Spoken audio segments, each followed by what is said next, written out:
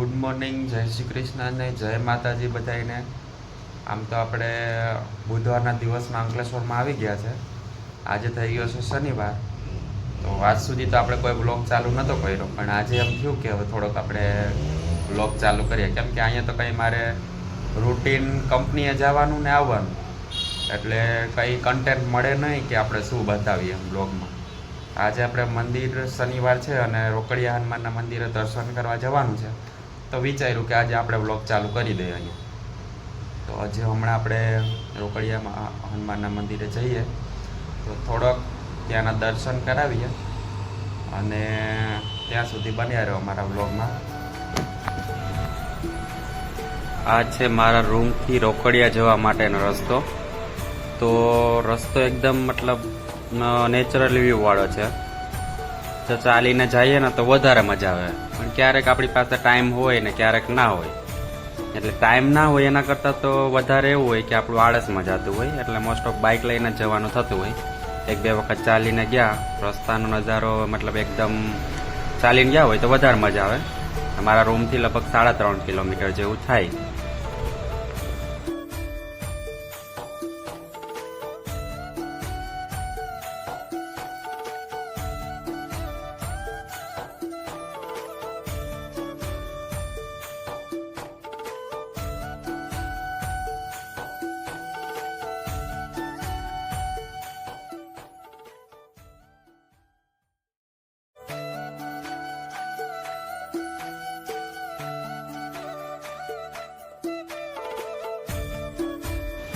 Finally આપણે પહોંચી ગયા છે મંદિરે.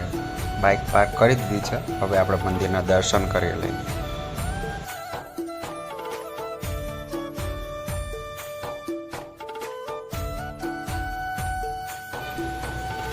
મંદિરની અંદર આપણે એન્ટર થઈએ તો સ્ટાર્ટિંગમાં જ રામ ભગવાનનું મંદિર છે, રામ, લક્ષ્મણ અને જાનકી.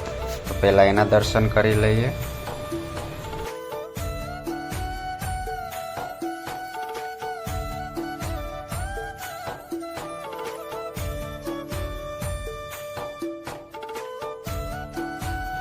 એક્ઝેક્ટલી એની બાજુમાં હનુમાન દાદાનું મંદિર છે, તો એના પણ દર્શન કરી લઈએ.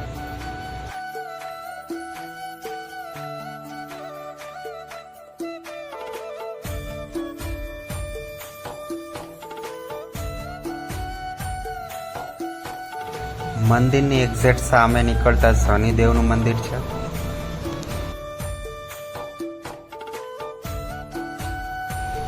પછી આગળ જૂનું મંદિર છે રોકડિયા હનુમાનનું, તો એના પણ દર્શન કરી લઈએ.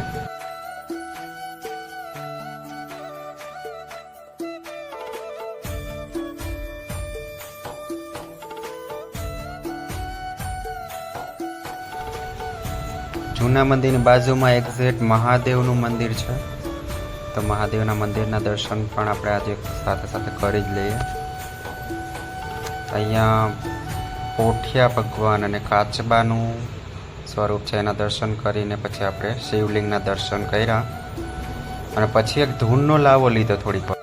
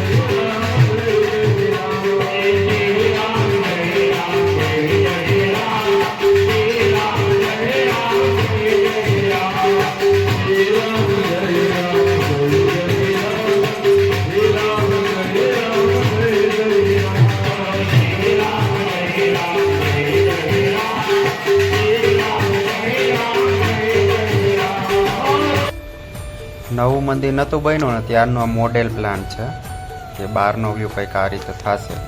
એ મોડેલ પ્લાન્ટ હજી પણ અહીંયા ઉપલબ્ધ છે.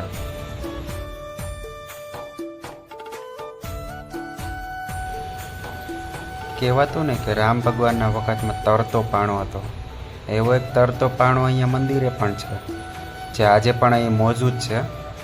તો એને કાચની પેટીમાં પાણીની અંદર તરતો મૂકવામાં આવ્યો છે, તમે જોઈ શકો છો.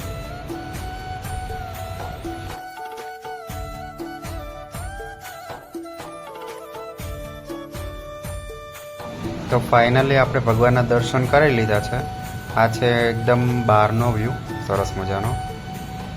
એક્ઝેક્ટલી એની આ બાજુ જોવા જઈએ તો મોટું ગ્રાઉન્ડ જેવું છે, જેમાં લોકો અવારનવાર મતલબ હનુમાન જયંતિ ને એવું કંઈ હોય ત્યારે ભંડારાનું આયોજન કરતા હોય, બાકી નાના મોટા કાર્યક્રમ હોય તો અહીંયા કરતા હોય.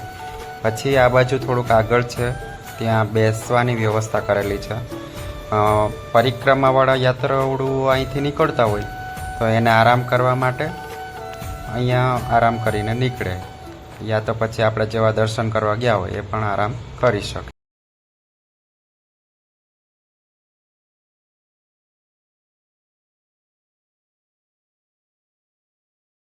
મંદિરેથી આવીને આપણે નાસ્તો બનાવ્યો, નાસ્તો કર્યો, પછી જમવાનું બનાવ્યું, ટિફિન ભર્યું. હવે આપણે રેડી થઈ ગયા છે ફાઇનલી કંપનીએ જવા માટે. હવે તો કંઈ શૂટ કરવાનો વારો નહીં આવે, એટલે આપણે આજનો વ્લોગ શાયદ અહીંયા જ બંધ કરશું, કેમ કે ઘરેથી કંઈ કન્ટેન્ટ હશે તો આપણે આ વિડીયોમાં અપલોડ કરશે. બાકી પછી આજે ખાલી મંદિરના દર્શન કરીને વ્લોગને અહીંયા જ આપણે એન્ડ કરીએ. ત્યાં સુધી બધા બાય બાય.